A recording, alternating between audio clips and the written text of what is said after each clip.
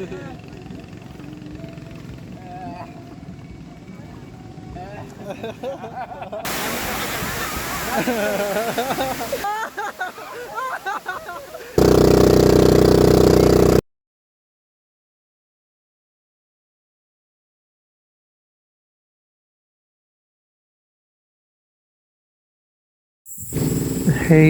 what's up, commoners?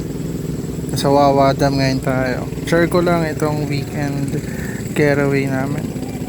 So, family bonding at Wawa Dam. Sisimula ko muna. Well, technically, bumiyay ka pupuntang Rodriguez, tas hanapin mo yung Wawa Dam. Marami na, pagdating mo naman, marami naman tutulong sa'yo eh. Tapos, may mga stay in or cottages or di mo sabing Airbnb kasi ano wala sa air or nino. Tapos pero may mga staycation dyan, marami kaliwat kanan. May free, hindi siya shuttle, free bangka service. So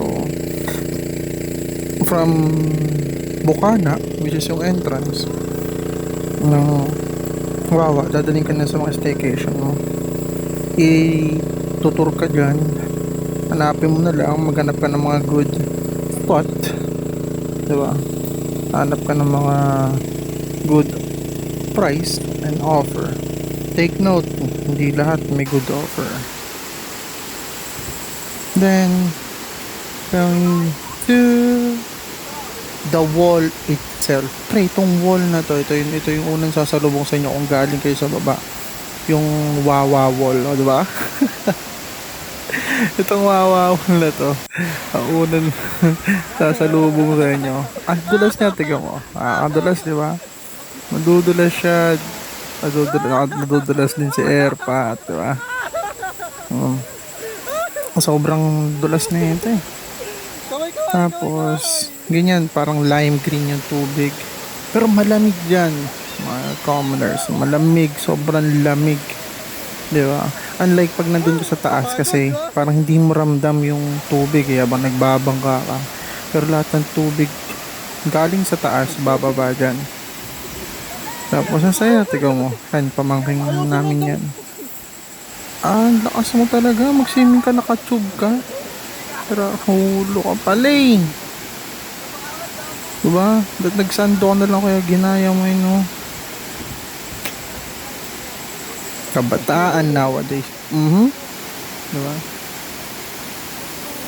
Oh. Yan, so yan yung pamangkin ko tsaka pinsan ko.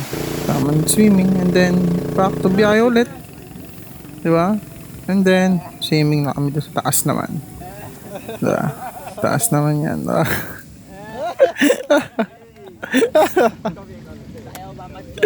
Pogi mo ah.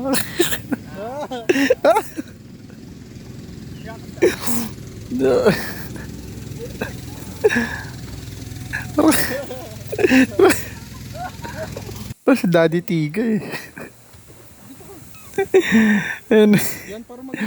Anyway, habang sineset up ko yung camera dito, napapansin ko gandang ganda ako rito sa lugar natin.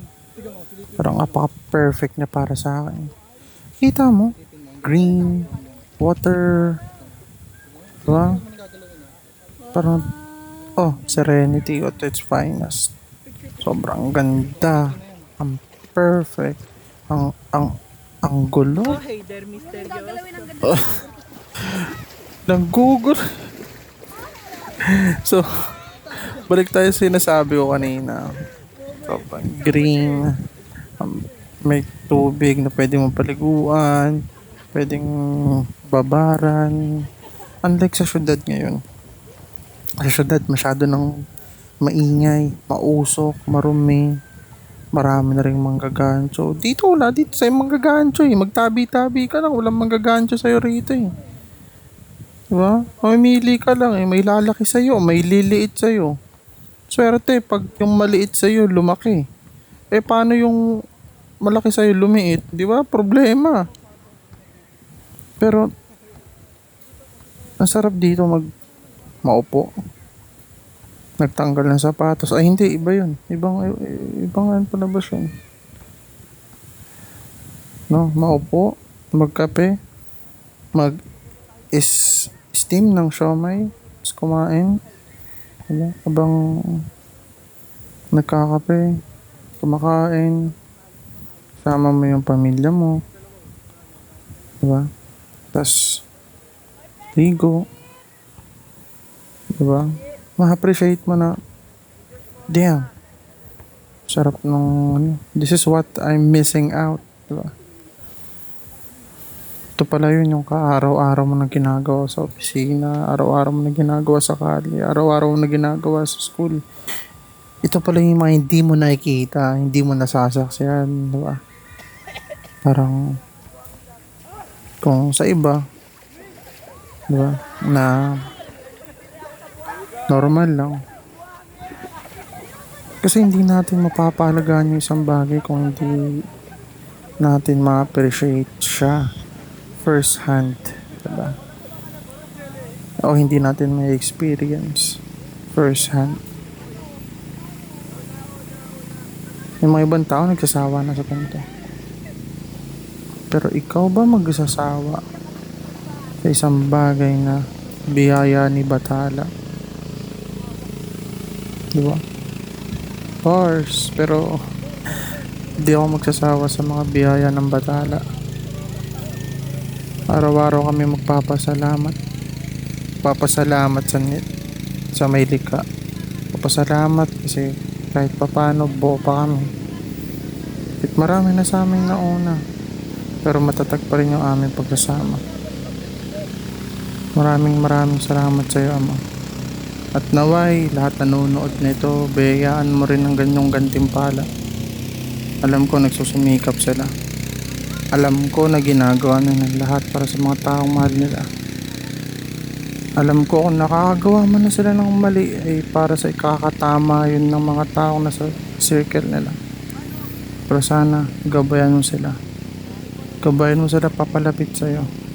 Gabayan mo rin sila na sana magbalik loob sa'yo. Sa mga naliligaw ng landas dyan, mga pare ko hindi pa huli. Malapit lang ang dambana, malapit lang ang simbahan. Tara, sama ka sa akin.